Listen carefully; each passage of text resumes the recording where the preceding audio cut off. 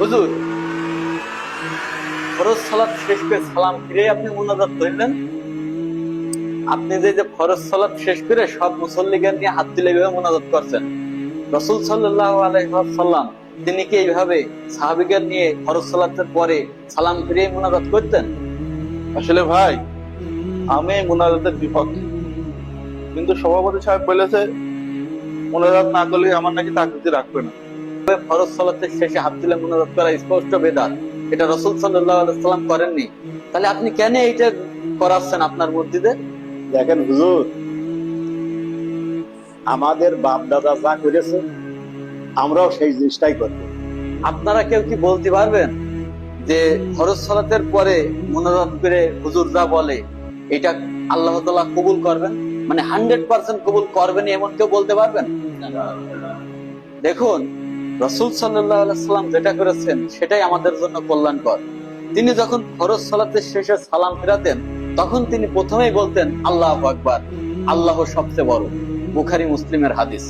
এরপরে রাসূল সাল্লাল্লাহু আলাইহি ওয়াসাল্লাম তিনবার আস্তাগফিরুল্লাহ আস্তাগফিরুল্লাহ আস্তাগফিরুল্লাহ, আমি আপনার নিকটে ক্ষমা প্রার্থনা করছি, তিনি তিনবার এটা বলতেন। তারপরে বলতেন আল্লাহুম্মা আনতাস সালাম ওয়া মিনকাস সালাম তাবারাকতা ইয়া যাল জালালি ওয়াল ইকরাম। রাসূল সাল্লাল্লাহু আলাইহি ওয়াসাল্লাম এইটা পড়তেন। আর এরপরে রাসূল সাল্লাল্লাহু আলাইহি ওয়াসাল্লাম বলেছেন, যদি কোনো ব্যক্তি ফরজ সালাত শেষ করে 33 বার সুবহানাল্লাহ, 33 বার আলহামদুলিল্লাহ এবং 33 বার আল্লাহু আকবার পড়ে, এরপরে যদি বলে লা ইলাহা ইল্লাল্লাহু ওয়াহদাহু লা শারীকা লাহু লাহুল মুলকু ওয়া লাহুল হামদু ওয়া হুয়া আলা কুল্লি শাইইন কাদির, এইটা যদি কোনো ব্যক্তি পড়ে তাহলে তার পাপ যদি সমুদ্রের ফেনা সমতুল্য বিশাল পাপ হয় তবু আল্লাহ তাআলা তা ক্ষমা করে দিবেন। সুবহানাল্লাহ। তো আপনারা বলেন তো, ফরজ সালাত শেষ করে মুনাজাত করলে কি আমাদের সব পাপ ক্ষমা হবে? এখানেই সমাপ্তি নয়।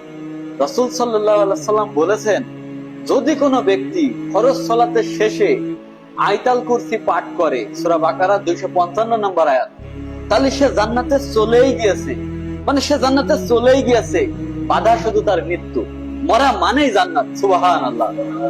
সিলসিলা সহিহা 972 নম্বর হাদিস। তাহলে আপনারা বলেন তো, আমরা যে কাজগুলা করছি ফরজ সালাত শেষ করেই হাত তুলে মুনাজাত করি, এইটা করলে কি আমরা জান্নাতে যাব এমন কেউ বলতে পারবো? আর আমাদের মধ্যে আরেকটা ভুল আছে, দোয়া মানেই মনে করি হাত তুলে মুনাজাত, তাই না?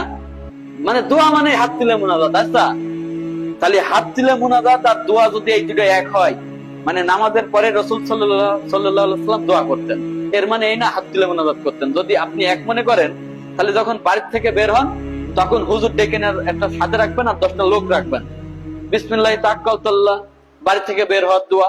তাহলে আপনি তখন কি করবেন? ওই হুজুর নিয়ে 10টা লোক নিয়ে দোয়া করে বাড়িতে বের হবেন। আবার যখন বাজারে ঢুকবেন, বাজারে ঢোকার দোয়া আছে, সেই হুজুরের আর 10টা লোক সাথে সবসময় থাকবে, হাত তুলে মুনাজাত করবেন। আবার যখন রাত্রে সবাই তো এখানে কম বেশ বিবাহিত, স্ত্রী সহবাসের দোয়া, আল্লাহুম্মা জান্নিবনা শয়তানা ওয়া জান্নিবনা শয়তানা মা রাযাকতানা, এই দোয়া যখন পড়া হয় তাহলে স্ত্রী সহবাসের আগে হুজুরের পাশে রাখতে হবে, 10টা লোক রাখতে হবে, মুনাজাত হুজুর করবে 10টা লোক নিয়ে, তারপরে স্ত্রী সহবাসে যাচ্ছে হবে। বিষয়টা এরকম না। দোয়ার মানে হাত তুলে দোয়া এটা না, আমাদের এটা ভুল ধারণা, আমরা বুঝতে পারিনি ধর্ম। রাসূল সাল্লাল্লাহু আলাইহি ওয়াসাল্লাম আমাদেরকে যেটা শিক্ষা দিয়ে গিয়েছেন আসলে আমরা বুঝতে পারিনি। আল্লাহ তাআলা আমাদের সকলকে বোঝার তৌফিক দান করুক, আল্লাহুম্মা আমিন। তো সভাপতি সাহেব, আপনি বলেন, আজকে থেকে কি এই মসজিদের হাত তুলে মুনাজাত হবে প্রত্যেক ফরজ সালাতের শেষে?